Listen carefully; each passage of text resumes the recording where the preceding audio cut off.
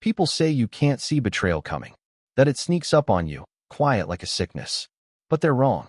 Sometimes, it walks right through the front door, all smiles and handshakes, and you shake its damn hand because you're too tired, too trusting, or just too blind to see it coming. That's how Dylan entered my life. He was a bright-eyed intern, full of praise and ambition, and I thought he was just another kid looking for a shot. I ran a manufacturing firm. Nothing glamorous, but respectable. We built specialty equipment for small-scale factories. My back hurt more often than not, but my hands still remembered every bolt I'd ever tightened. My wife, Veronica, used to call me her solid man. Not flashy, not poetic, but there. Always there. That's what she said she wanted. I met her at a trade conference. She worked in logistics. Smart, beautiful, knew how to talk to anyone in the room without trying too hard. She was younger, but not naive. Or so I thought. We married after 2 years of dating. She moved into my house. I added her to the company payroll, not as a charity, but because she was sharp, really sharp. She helped me double the client base in a year. I respected her. And Dylan? He came along during our 3rd year. Veronica actually recommended him. His professor's a friend, she said. Bright kid. Wants to learn. I brought him on as a junior assistant. He was quick, eager, knew his tech, and more importantly, he listened. At least in the beginning. I gave him more responsibility, gradually. Some IT access. Some vendor calls. He started staying late. I didn't mind. The company was growing, and we needed the help. When my back gave out, full herniated disc, L5, S1, I tried to keep going. But the pain was relentless. I limped through meetings, I snapped at people, I lost focus. My doctor said, you either take time off and get the surgery or end up paralyzed. Veronica took my hand that night and said, let us handle it. You just rest. We've got you. We, meaning her and Dylan. I hesitated. She smiled, kissed my forehead. You trust me, right? Of course I did. And Dylan? He'd proven himself. Loyal. Helpful. Always cheerful. Always calling me sir, which I hated but secretly appreciated. They brought a lawyer friend over a few days later, just to make things smoother while I was out. A temporary power of attorney. Just for a few months, they said. Sign here, initial here. It's amazing how easy it is to sign your life away when your muscles are screaming and your wife is holding your hand, whispering that it's just to protect you. The day of the surgery, Veronica kissed me and said, when you wake up, everything will be taken care of. No stress. Promise. She smiled with those calm, intelligent eyes. The eyes of someone already planning something. I woke up groggy, nauseated, and stitched up. The hospital was sterile, the room cold. Veronica wasn't there. The nurse said she'd dropped me off and left to take care of business. Said she'd come back later. She didn't. 3 days passed. She showed up once, stayed 10 minutes, answered 2 calls during the visit, then said Dylan was covering things at the office and she was handling clients. It's all under control, she said, looking at her phone more than my face. I should have known then. But I was doped up on pain meds and grateful to be upright. Once I got home, things started to feel different. My email password didn't work. The work laptop wouldn't log in. When I called the office, my assistant said Veronica had streamlined communication and that I should rest and not worry. I raised an eyebrow. Streamlined. Veronica said you'd want to focus on recovery, she said carefully. And Dylan's been handling client relations flawlessly. Everyone says he's great under pressure. I hung up without answering. The front door opened. Veronica walked in, took one look at me, and smiled like she was visiting a patient, not coming home to her husband. How are you feeling? She asked, setting down her keys. Disconnected, I said. She gave a light laugh. You needed rest. I know you remember. That night, Dylan came over. No explanation. No pretense. Just walked in with a bag of takeout and a bottle of wine, my wine. Sat at the kitchen island like he belonged there. Veronica handed him a glass. I watched them exchange a glance. Quick, but intimate. My stomach clenched. He talked about the business. She nodded. I stayed silent. They didn't ask my opinion once. After he left, I said, he's around a lot. He's helping, she replied, brushing past me. Helping. Right. That night, I couldn't sleep. My back ached, but something worse gnawed at me. It wasn't just suspicion. It was realization. Cold, sharp, and final. I wasn't recovering. I was being replaced. Not just as CEO. As husband. as man of the house. And the worst part? I let it happen. But that was going to change. Not with screaming. Not with begging. With silence. With evidence. With patience. They thought they'd written me out. I was just turning the page. The next morning, I stood in the kitchen, staring at the coffee pot. I wasn't sure how long I'd been standing there, or what I was even thinking about. My back throbbed with that dull, post-surgical ache, but that wasn't what kept my hand clenched on the counter. It was the sound from the night before. Her laugh. Veronica's laugh. Not her usual warm one, but that sharp, knowing, flirtatious sound she used to use with clients she wanted to charm. Except now it was for Dylan. And it wasn't business. It was personal. I'd heard that laugh once before. At our wedding reception. She laughed like that when she danced with me. When she still respected me. Now it was his. I threw the coffee mug across the room. It shattered against the wall, a jagged scream of porcelain and rage. The sound startled even me, but I didn't regret it. For the first time since the surgery, I felt alive. Not broken. Not discarded. Alive. I couldn't sleep that night. Not because of the pain. I'd stopped taking the pills 2 days ago. I wanted a clear head. I needed to think. Everything about our accounts, my position at the company, even the house. It all began to spin in my mind like pieces of a puzzle that I hadn't known were missing. And I started remembering. 2 months before the surgery, Veronica had brought up a succession plan. I'd brushed it off. Said I wasn't planning to die anytime soon. She said, "That's exactly why we need to think about it now, while you're strong." Then the power of attorney documents. Then the suggestion to consolidate ownership into one name for tax purposes. And stupid, trusting me, I'd said, "Sure. Make it easier." It wasn't easier. It was a setup. A trap laid with manicured fingers and an MBA smile. By sunrise, I had a notebook open on the table. I started writing down everything I could remember, every meeting, every document she asked me to sign, every account we'd opened in the last year. I made lists. Names. Passwords. Dates. If they thought I was going to fade quietly into a soft couch and daytime TV, they'd miscalculated. I wasn't just going to take back what was mine. I was going to take back more. But first, I needed proof. I wasn't a tech guy, but I'd spent decades running a company. I knew systems. I knew habits. And I knew Veronica. She had a drawer in her office, bottom left, where she kept flash drives.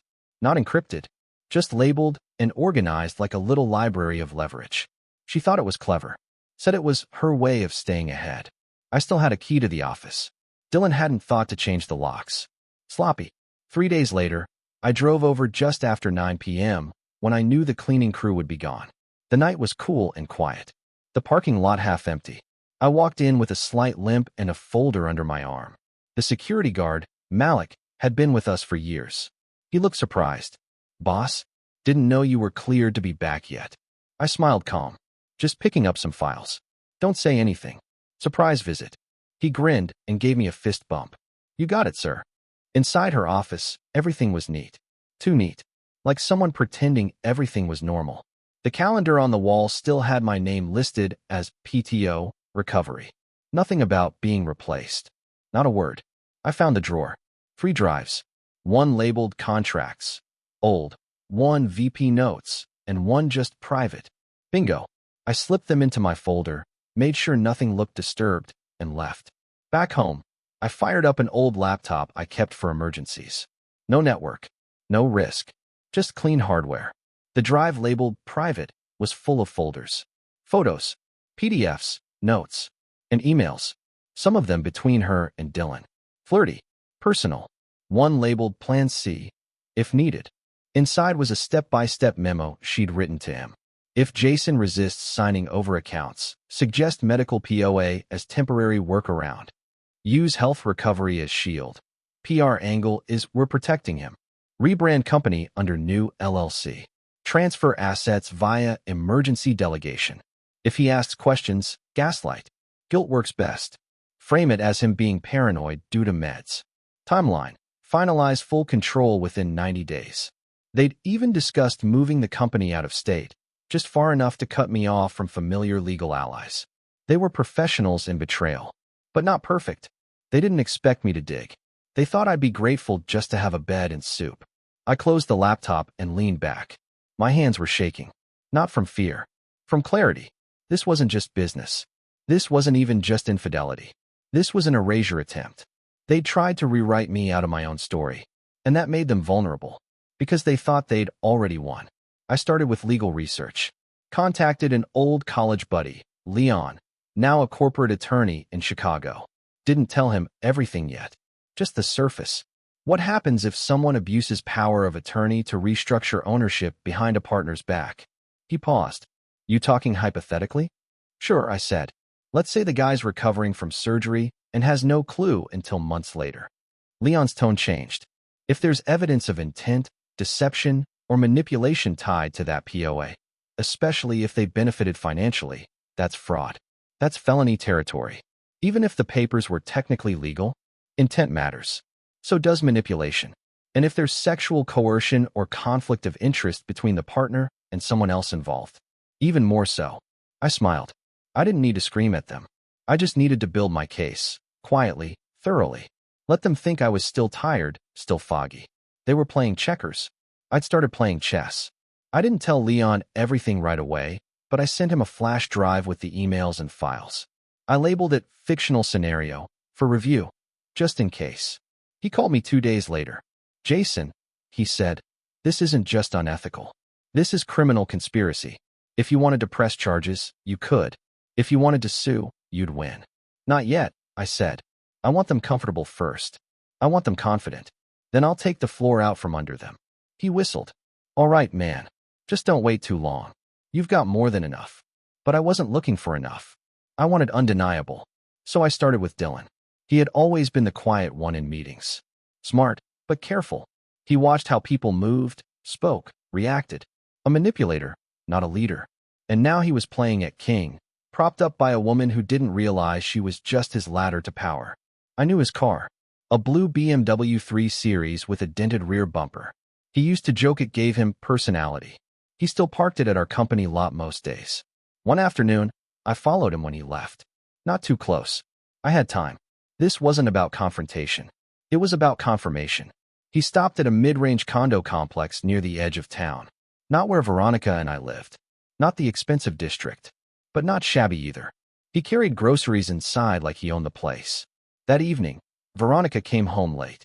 I was sitting in the living room, reading a file. You're up, she said, surprised. Couldn't sleep. I answered, not looking up. She hesitated, then added, had a meeting with one of the new suppliers.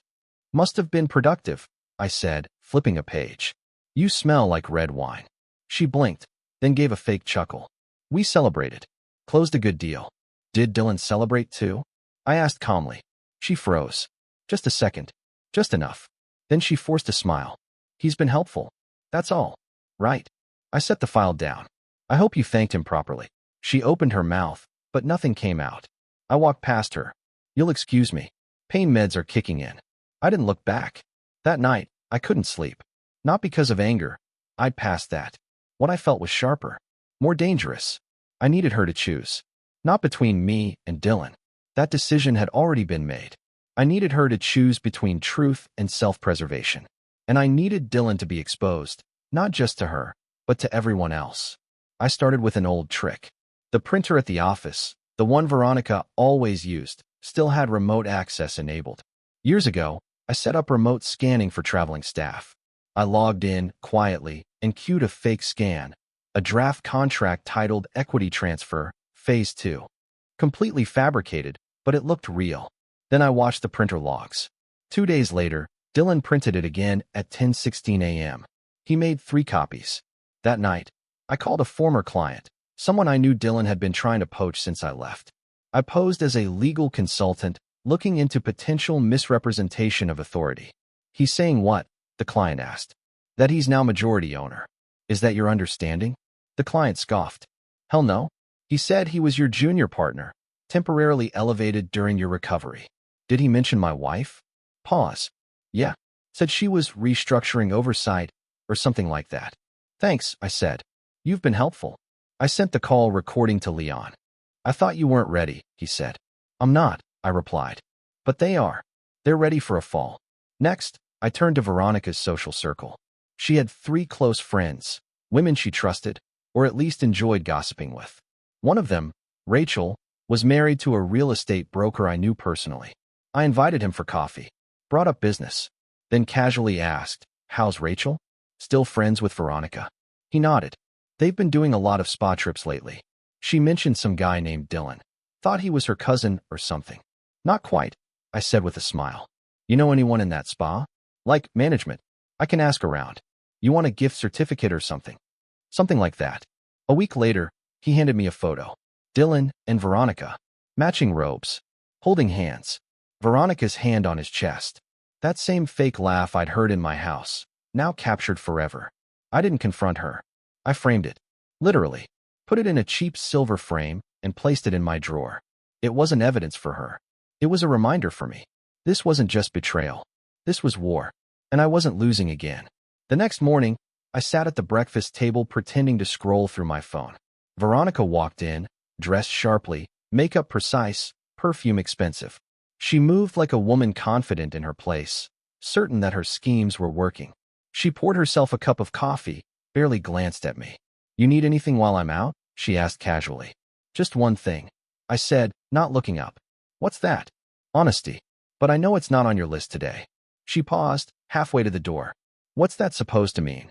I met her eyes, dead calm. "Just saying it out loud. For the record." She hesitated, then walked out without another word. I didn't follow. I just watched her reflection disappear in the window. Later that day, I called in one final favor from a private investigator I'd used once before during a corporate fraud case. Quiet guy. Professional. Thorough. "I need background on a man named Dylan Barrett," I said. "His aliases, finances, associations. If he's done this before, I want to know." "You expecting something dirty?" "I'm counting on it."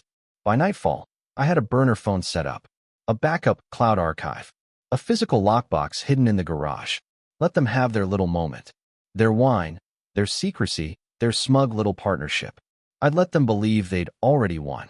Because when the hammer finally dropped, it wouldn't be loud. It would be devastating. By the start of the next week, I had enough in hand to move from observation to action. I didn't want just revenge, I wanted consequence. And for that, it wasn't enough to take back what they stole. I had to make others see who they truly were. The private investigator, Cal, came through faster than expected. He called me on the burner. "You were right to be suspicious," he said. "Your guy Dylan has a history. Changed his last name 6 years ago. Used to go by Dylan Granger.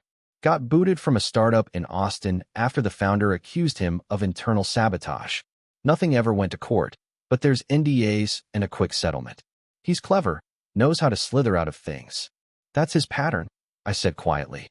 "Find a mentor, get close, then gut them when they're vulnerable." "Exactly. Also," he added, he took out a line of credit under a shell company, a firm recently registered to a Veronica K. Barrett. I gripped the edge of the counter. She took his name? On paper. Might have just been to dodge attention. But it's filed with the state. They were preparing for a future, without me. "Thanks, Cal," I said. "This is exactly what I needed." I hung up and sent the documents straight to Leon. He responded almost immediately. "Game over. You want to go legal? I can have injunctions filed by morning." "Not yet," I typed back. "I'm still pulling the string." The next step wasn't legal. It was social. I started by attending a charity event I'd originally RSVP'd to, a scholarship fundraiser hosted by one of our longtime partners. I showed up in a dark suit, hair combed back, walking slow but firm. Several people raised their eyebrows when they saw me. A few came over out of curiosity. "Jason, thought you were still recovering." "Doing much better, thanks. Just needed time. You know how back surgery goes." "And the business?" "Your wife and Dylan said." I held up a hand, smiling politely. "Yes, they've been very active, haven't they? I'll be resuming my role shortly. Things got misplaced, but I'm correcting that." The expressions shifted. Some were surprised. Some were nervous. One man, Gregory Fields, a prominent contractor, leaned in. "They told us you'd stepped away permanently. That it was too much." I smiled wider this time. "Funny, I don't recall saying that. In fact, I've got a very detailed record of what was said and done." I let that hang in the air. The next day, whispers started. I made sure of it. Through an anonymous tip, sent from a throwaway email, I forwarded screenshots of Dylan's past to 2 business newsletters. Just enough to raise eyebrows. Not enough to warrant a lawsuit. Then I set up a meeting with a mid-tier client Dylan had been wooing. I thought Dylan was handling your accounts now, the client said as I sat down. Oh, he is. Brilliant guy, I said smoothly. But you may want to double-check who owns the company now, and whether that new LLC he pitched you is even solvent. What are you implying? I slid a folder across the table. Inside, Cal's report. Shell companies. Rebranded filings. Dylan's old name. Just facts, I said. You deserve transparency. I walked out without another word. By Friday, Veronica's tone changed. She came home late again, but this time her eyes darted nervously. We need to talk, she said. I nodded. I agree. I don't like this Cold War, she began. We've both made mistakes. Maybe we can just reset. Sure, I said, sipping tea.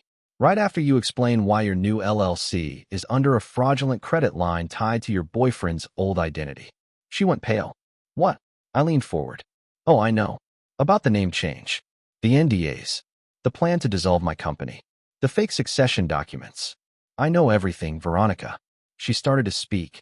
A protest, or maybe just a stutter, but I cut her off. And you're not very good at hiding it, either. Matching spa robes? Holding hands in public? Honestly, if I didn't know better, I'd think you wanted me to catch you. You're being dramatic. No, I said, standing. I'm being surgical. She stared, speechless. I'm not going to scream. I'm not going to throw things. I'm not going to hit you. That's what you were hoping for, right? Some scene you could twist into your advantage. Silence. But I am going to clean this mess up. Thoroughly. And you're going to watch. She left the room without another word. That weekend, Dylan called my phone. I let it ring 4 times before answering. Jason, he said. We should talk. Why? You've said plenty already. I didn't mean for it to get. You meant every bit of it. I interrupted. And you're going to pay for all of it. You can't scare me. I don't have to. The IRS might, though. Or your next employer, once they see what kind of man they're hiring. He was quiet for a second. Then, you don't have proof. You're right, I said. I have copies of the proof. Originals are in a safe deposit box. Click. I didn't smile. Not yet. But I knew the walls were closing in. Monday morning, 9:05 a.m., I stood in the county clerk's office, freshly shaved, dressed in a tailored suit I hadn't worn in over a year. I handed the clerk 2 folders. One was a divorce filing, complete with grounds for financial misconduct and emotional abandonment. The other was a motion to freeze all marital joint assets under suspicion of misuse and fraud. She barely looked up. You want expedited service? I want it on someone's desk by lunch. 2 hours later, Veronica's accounts were locked. Not drained. Not seized. Just paused. Enough to make her panic. I knew she'd find out quickly. She checked her banking app more than she checked the weather. I waited until evening to come home. When I walked through the door, she was pacing in the kitchen. Hair undone. Face pale. Glass of wine untouched on the counter. What did you do? She snapped the moment I stepped in. I filed for divorce, I said, hanging my jacket. You froze my accounts. Our accounts, I corrected.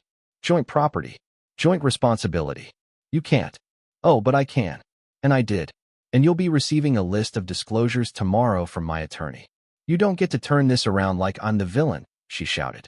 You abandoned this marriage long before Dylan came into the picture. I chuckled. So we've dropped the pretense. She opened her mouth, but I raised a hand. Veronica, I said calmly, I know everything. The spa, the condo, the LLCs. I know how you both used my injury to stage a transition, how you paraded him in front of our clients while telling everyone I was retired. I even know about the offshore account you two tried to set up last month. Not very subtle, by the way. She tried to regain her posture. It was a mistake. It was a pattern, I interrupted. And now it's over. She didn't say anything for a long moment. Then, you'll regret this. Maybe, I said. But you'll be too busy dealing with subpoenas to enjoy the moment. That night, I slept like I hadn't in years. The next day, Leon sent me an email with a simple subject line, executed. Inside was a PDF, a court injunction against Dylan Barrett, restricting him from representing any business bearing my company name or assets. It also authorized an audit into the LLC transfers filed under Veronica's name. Consider it a strategic strike, Leon wrote. Next, full financial exposure. But I wasn't done yet. You see, Veronica loved appearances. She had cultivated a little Instagram empire built on curated brunches, travel reels, and inspirational quotes about gratitude and clarity. I never paid it much attention. Until now. Using another throwaway account, I messaged her from a name she wouldn't recognize. Hey, saw you tagged in a spa post with Dylan Barrett. You know he used to go by Dylan Granger? Guy I know says he tanked a business in Austin. Sketchy history. Might want to dig. It didn't take long. Her profile went private by noon. Meanwhile, I made an anonymous call to our local chamber of commerce. Just wondering, I said in a concerned tone, do you typically endorse businesses run by individuals with pending fraud investigations? Excuse me, Dylan Barrett. Or is it Granger? You might want to cross-reference. By the end of the week, his name was quietly removed from the advisory panel. Then came the internal email leak. I sent 2 emails, real ones, pulled from my account backups, to a trusted executive still loyal to me. Subject lines like, we'll transition him slowly, he won't notice, and once the account access shifts, we'll finalize the exit. Both from Veronica. Both carbon copying Dylan. My contact didn't ask questions. He just forwarded them to the board. 3 hours later, I received a text. They've seen enough. Dylan's access revoked. Veronica's on leave. You're expected back Monday. I stared at the message for a full minute before exhaling. They were unraveling, and I hadn't even pulled the final thread. On Saturday, I showed up at the condo Dylan had bought in Veronica's name. I waited in the car for nearly an hour before she arrived. She didn't notice me. 10 minutes later, Dylan pulled up. I stepped out, right as they both reached the front door. Veronica froze. Dylan flinched. I didn't raise my voice. I didn't charge. I just walked up and handed him an envelope. What is this? He asked. Your future, I said. A cease and desist. Evidence log. IRS notification template. And a list of names who now know what you've done. He opened it. Read the top page. None of this will stick. I smiled. That's what the last guy said. The one in Austin. His eyes darkened. You think you've won? I'm not done yet, I said. But you are. Veronica reached for my arm. Jason. I turned to her. You could have just left, I said. You could have said you were unhappy. That you wanted more. You didn't have to lie, or play nurse, or pretend to care. You didn't have to weaponize my injury. She looked down. I loved you once, she whispered. I nodded. But not enough to be loyal. And not enough to be smart. I walked away without another word. Let them stand there, in silence, surrounded by the wreckage they built. I didn't need to see what happened next, because I'd already written the ending. Monday morning, I walked back into my company's office for the first time in 8 months. The receptionist stood when she saw me, clearly unsure what to say. I gave her a nod and walked past, straight to the boardroom. Everyone was there. 7 people who once reported to me now sat in silence around the long table, eyes flicking nervously from my face to their phones and tablets. At the head of the table sat Marcus, head of operations, and 2 seats down, an empty chair where Veronica had once claimed her place. I didn't sit. Let's be clear, I began. This is not a negotiation. I am reclaiming what's mine. No one spoke. I let the pause hang in the room, filling every corner with tension. Dylan Barrett has been removed from any and all authority within this organization. Any contract signed under his name is being reviewed for breach or fraud. Veronica's role is suspended indefinitely pending legal action. Marcus cleared his throat. We, weren't aware of the extent. You didn't ask, I said coldly. But I'm not here to litigate your silence. Just know this. I will rebuild what was almost stolen. And if you want to be part of it, loyalty matters again. That was it. No grand speech. No chest pounding. Just facts. After the meeting, I went to my office, my actual office, not the downgraded desk Dylan had moved me to in the transition. The view was the same, but the room felt new, like it belonged to a version of me that was finally awake. An hour later, Cal sent the final piece of the puzzle. A 3-minute video clip. Low quality, but clear enough. Dylan, in a restaurant bathroom, handing a flash drive to a guy in a beige suit. The man was an investor I'd blacklisted years ago for insider dealing. The date on the video was 2 months back. The file was time-stamped and confirmed. It showed Dylan leaking proprietary data, mine, in violation of multiple non-disclosure agreements. I forwarded it to Leon. 15 minutes later, my lawyer called. Lawsuit's ready. By the time we're done, Dylan won't be employable in a lemonade stand. File it. Then I made one final move. I sent an anonymous copy of the footage, edited slightly, just the flash drive exchange, to Dylan's current consulting prospect in Miami. A big firm. High profile. Very risk-averse. Their response came not to me, but through the grapevine. His contract was pulled within 48 hours. I didn't gloat. I didn't text him. He knew where it came from. He just didn't know how deep I'd buried the rest. Veronica, meanwhile, had started to spiral. She tried to play the victim, as expected, tearful calls to mutual friends, claims of emotional abuse, of how I'd turned cold. But that only went so far. Most people already knew the truth. Too many screenshots. Too many emails. Too many whispers turned into facts. One of her own friends, someone who had once been in our wedding party, called me out of the blue. I had no idea, she said. She made it sound like you abandoned her. She abandoned herself? I replied. I just stopped catching her lies. Then came the real blow. I discovered she'd put a down payment on a lake house, using funds from one of my backup accounts. Not a huge amount, but enough to show intent. She thought I wouldn't notice, that the fog of surgery and recovery would still dull my awareness. I froze the purchase and sent a letter to the realtor detailing the fraudulent use of funds. Deal canceled. Security flagged. Another hit to her paper-thin world. She showed up at my office the next day. No appointment. Just rage. She pushed past the receptionist, straight into my office like she still had rights. You humiliated me, she hissed, eyes full of venom.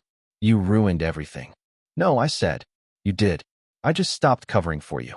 You could have talked to me. I did, I snapped. For years.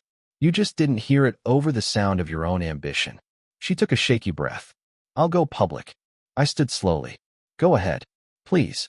Tell the world how you seduced a sick man into signing over control, emptied accounts behind his back, helped your boyfriend defraud clients, and tried to erase him while smiling for brunch selfies. Please tell them. She faltered. You can't prove. I can prove everything. And I already did. She went quiet. Then, in a voice I hadn't heard in months, tired, uncertain, she said, Do you hate me? I met her eyes. No, I said. Hating you would mean I still care. I walked past her and opened the door. Your things will be boxed by tomorrow, I added. Security will escort you if you return. She didn't move for a moment. Then she left. And just like that, the echo of her heels down the hallway was the last piece I needed. That night, I stood on the balcony of my restored office, looking out over the city. It was quiet, the kind of quiet you earn. I didn't feel joy. I didn't feel triumph. Just relief. Because I hadn't just gotten even. I had made sure they understood exactly what they lost. Piece by piece. And I had done it on my terms. No shouting. No begging. No drama. Just consequences. They had planned my exit. Calmly, methodically. But I returned stronger. And left them standing in the ruins of their own making.